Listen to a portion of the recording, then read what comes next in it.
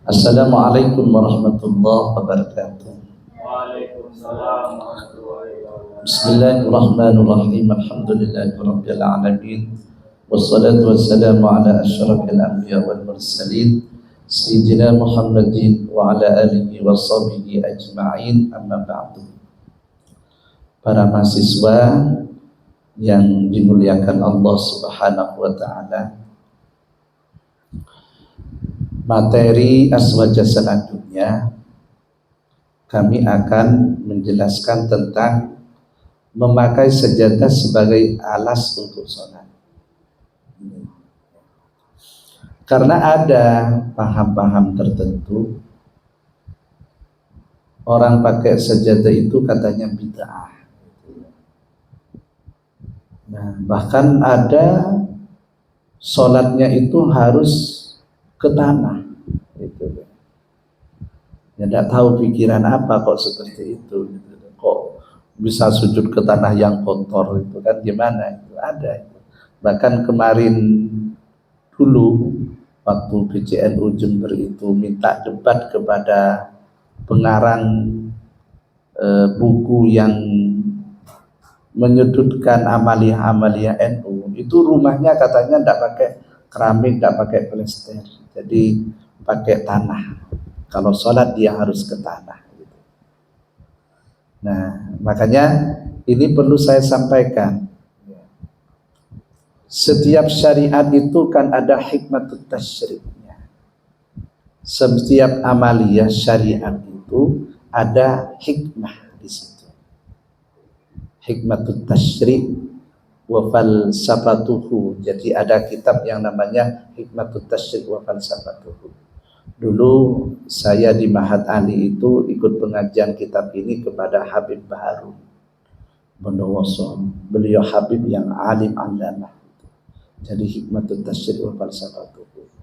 Nah, kita sebenarnya bisa memfilosofikan kenapa sholat itu harus pakai sajadah. Satu, menjaga kesucian kan ya. Nah, siapa tahu tempat yang akan kita tempati sholat itu tidak suci, maka dengan sajadah kita bisa menjaga kesucian. Yang kedua, sajadah ini bisa menyamankan, jadi kita enak sholat dengan sajadah kan. Apalagi sajadahnya empuk kan gitu ya, tidak kasar, sehingga ketika sujud dahi kita ini nggak panas ya. Dahi kita ini enak, apalagi sajadahnya harum, tidak bau kan gitu. Nah, Islam ini kan menjaga kebersihan. An-nadhafatu minal iman. Jadi sajadah itu dalam rangka untuk menjaga kebersihan di saat kita sholat. Ya, artinya ada hikmah kenyamanan di situ. Ya, kemudian yang ketiga, kita itu lebih khusyuk. Ketika kita sholat pakai sajadah atau pakai surban, itu kan bau sajadah yang kita miliki itu kan enak. Gitu. Jadi ketika apalagi diberi minyak wangi dan lain sebagainya. Sehingga Islam ini mengajarkan kebersihan, keindahan, kenyamanan. Saya tidak bisa membayangkan umpamanya kalau kita ini diwajibkan sholat lalu sujud ke tanah yang tanah itu bau gitu. Kan kotor semua, apalagi yang perempuan ini kan sudah ada bedek kan gitu ya. Sudah ada yang lonteng, sudah ada bedek. Disuruh sujud ke tanah yang kotor, sudah akhirnya kan kotor semua. Nah, amalia-amalia aswaja yang seperti ini harus kita punya dasar. Jadi sampean itu kalau ketemu dengan kelompok-kelompok aliran yang tidak memperbolehkan pakai sajadah, sampaikan. Nah, dalilnya ini hadis ya. An Aisyah. Jadi ini Aisyah ini istri Rasul. Ada yang tahu nyanyian Aisyah istriku? Nanti diputar aja. anna Nabiy sallallahu alaihi wasallam kana lahu hasirun yabsutuhu wa yusalli alaihi. Diriwayatkan dari Aisyah bahwa sesungguhnya Nabi Muhammad sallallahu alaihi wasallam memiliki suatu tikar. Jadi itu sajadah tikar. Kalau dulu itu tikar yang dihamparkannya dan beliau sholat di atasnya. Jadi Rasulullah itu sholat tidak langsung ke tanah, punya tikar dihamparkan untuk sholat. An Abi Sa'id annahu ra'a an-nabiy sallallahu alaihi wasallam yusalli ala hasirin, rawahu Muslim. Diriwayatkan dari Abu Sa'id, sesungguhnya dia melihat Nabi sholat di atas tikar atau sejadah. Ini kan sudah jelas ya. Jadi tidak perlu kaul ulama, mana kaulnya Abi Hanifah, mana kaulnya Imam Syafi'i, mana kaulnya Imam Malik, mana Imam Hambal. Tidak perlu, ini kan sudah ada hadis ya. Sudah ada hadis Nabi yang sangat jelas, sangat sharih menjelaskan bahwa sholat pakai sejadah itu merupakan sunnatul Rasul, kan begitu. Jadi kita bisa membantah kepada pendapat-pendapat yang mengatakan bahwa pakai sejadah itu bid'ah dan lain sebagainya. Bid'ah itu tidak semuanya dhalalah ya. Ya, artinya bid'ah itu kan begini. Tidak ada di zaman Rasulullah. Yang tidak boleh itu bid'ah ini adalah membuat-buat di dalam ibadah.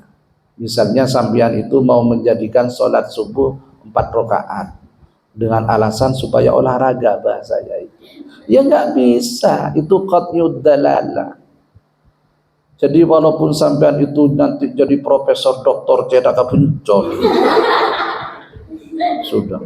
Lalu mau merubah rakaat sholat, ini ijtihad baru dari seorang profesor, tak paju dong, tak paju. Tidak bisa gitu. Jadi keilmuan setinggi apapun akan merubah hal-hal yang qat'iyud dalalah, yang sudah qat'i di dalam ajaran Islam itu nggak bisa. Jadi di dalam ajaran Islam itu ada qat'iyud dalalah, ada dhanniyud dalalah. Kalau yang dhanniyud dalalah itu ada majalul ijtihad. Misalnya sambian, loh Rasulullah itu pakai tikar, bukan pakai sejadah yang dibuat pakai seperti sekarang ini. Ya nggak bisa. Kalau dulu sambian itu di zaman Rasulullah, orang naik haji itu kan pakai unta, pakai kuda kan, perjalanan itu udah ada mobil. Lalu sampean mengatakan, oh jangan pakai pesawat, jangan pakai mobil, itu bid'ah. Iya, jalan ngakui kuda, takar bertendak depak-depak, kan gitu.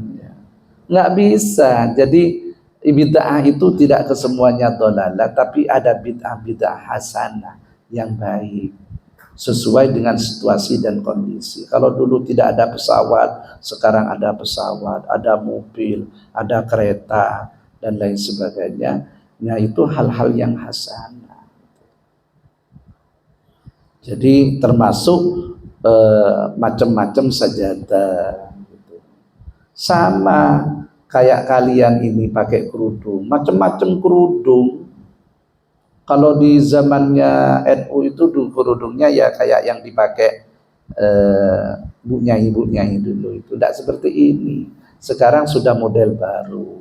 Ada pakaian you can see, ada pakaian macam-macam. Iya, sudah macam-macam kerudung, tidak apa-apa. Variasi kerudung namanya itu.